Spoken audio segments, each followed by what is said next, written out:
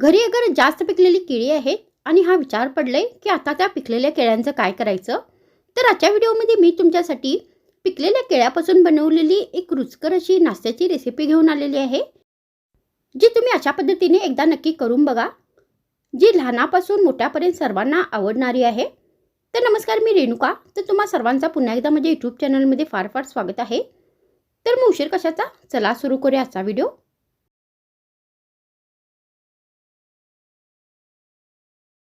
तर मी ते या रेसिपीमध्ये जास्त पिकलेल्या केळ्यांचा वापर केलेला आहे. तर तुम्ही इथे जे नॉर्मल पिकलेली केळी असतात त्यांचा पण इथे वापर करू शकता. तर ही रेसिपी बनवण्यासाठी सर्वात आधी आपल्याला एक मिक्सरचं भांडं घ्यायचं आहे आणि यामध्ये आपल्याला ही जी पिकलेली केळी आहेत ती स्मॅश करून घालायची आहेत.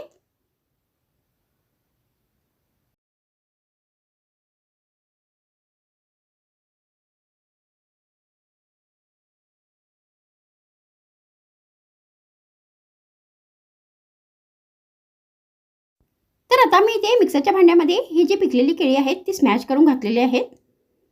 त्यानंतर आता आपल्याला या पिकलेल्या केळ्यांची एकदम बारीक पेस्ट बनवायची आहे.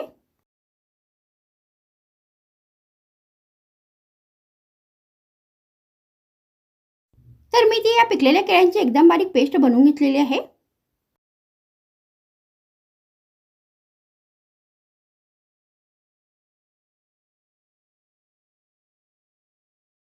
मग आपल्याला ही रेसिपी बनवण्यासाठी एक बाउल घ्यायचा आहे आणि यामध्ये आपल्याला 2 कप गव्हाचे पीठ घालायचे आहे. तर मी इथे गहू पिठाचा वापर केलेला आहे. तर तुम्ही इथे गहू पिठाच्या जागी मैद्याचा पण वापर करू शकता.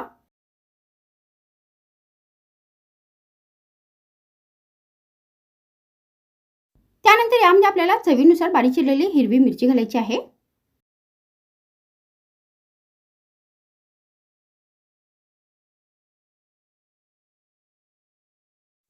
मग यामध्ये आपल्याला अर्धा चमचा जिरे घालायचे आहे.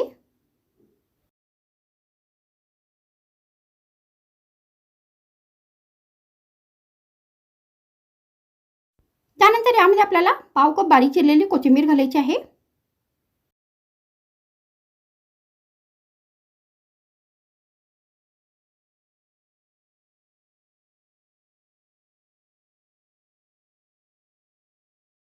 मग यामध्ये आपल्याला चवीनुसार मीठ घालायचं आहे.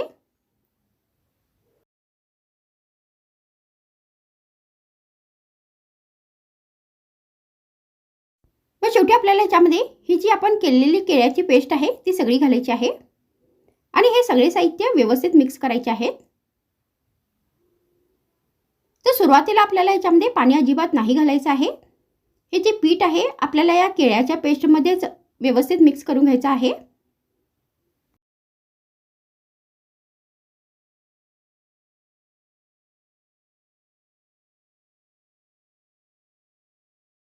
मग सगळे साहित्य व्यवस्थित मिक्स झाल्यानंतर आता आपल्याला याच्यामध्ये थोडेसे पाणी घालायचं आहे आणि आता हे घट्टसर असे पीठ मळून घ्यायचं आहे. तर याच्यामध्ये आपल्याला फार पाणी नाही घालायचं आहे, कारण आपण याच्यामध्ये केळ्याची पेस्ट पण घातलेली आहे.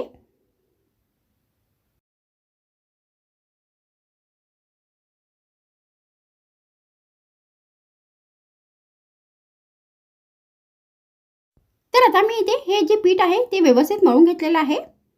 तर आता आपल्याला हे जे पीठ आहे असेच 5 मिनिटांपर्यंत भिजण्यासाठी ठेवून द्यायचं आहे.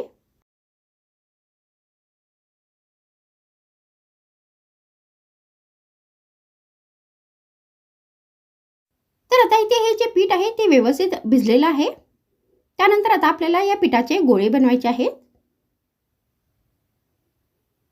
तर मी या साईजमध्ये हे गोळे बनवत आहे. तर तुम्ही यापेक्षा छोटे यापेक्षा मोठेपणाचे गोळे बनवू शकता.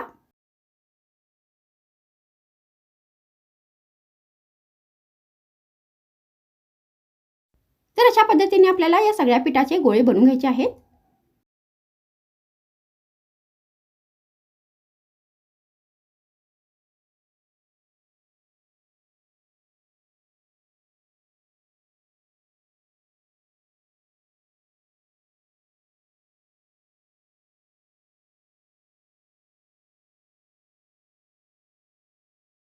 तर मी ते सगळ्या पिठाचे गोळे बनवून घेतलेले आहेत.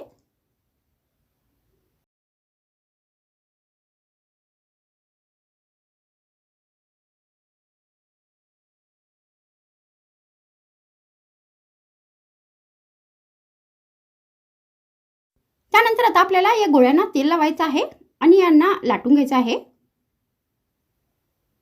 तर मी इथे या गोळ्यांना तेल लावून लाटत आहे, तर तुम्ही इथे पीठ पण लावू शकता.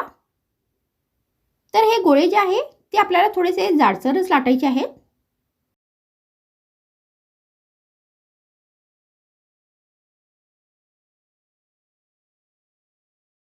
तर अशा पद्धतीने आपल्याला हे जे सगळे गोळे आहेत ते व्यवस्थित लाटून घ्यायचे आहेत.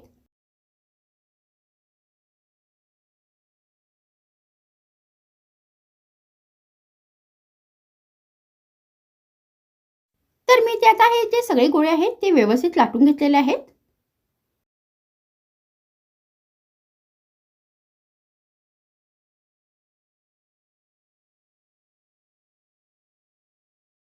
त्यानंतर आता आपल्याला ही जी रेसिपी आहे ती फ्राय करायची आहे, तर त्याच्यासाठी मी गॅसवर तेल ठेवले आहे.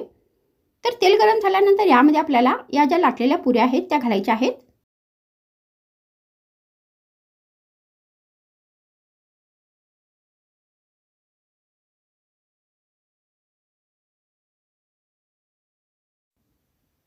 आणि आता या पुऱ्या आपल्याला व्यवस्थित दोन्ही बाजूंनी तळून घ्यायच्या आहेत.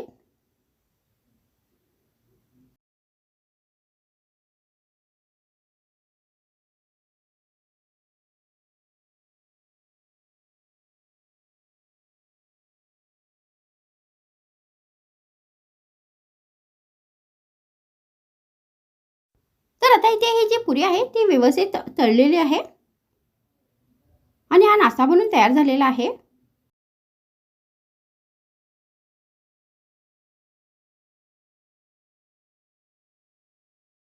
तर तुम्ही अशा पद्धतीने पिकलेल्या केळ्यांचा वापर करून हा रुचकर असा नाश्ता बनवू शकता.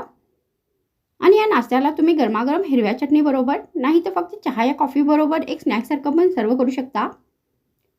तर तुम्ही ही रेसिपी नाश्त्याच्या वेळी पण बनवू शकता, नाहीतर जेवणाच्या वेळी बनवून पण खाऊ शकता.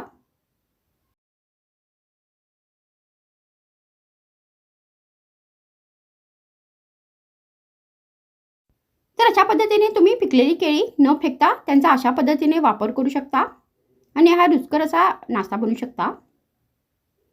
तर हा व्हिडिओ संपवण्याच्या आधी मला तुम्हा सर्वांना एकच विनंती करायची आहे.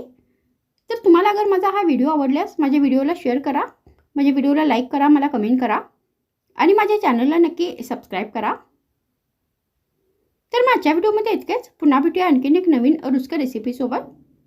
तर मग थँक्स फ्रेंड्स वॉचिंग माय व्हिडिओ.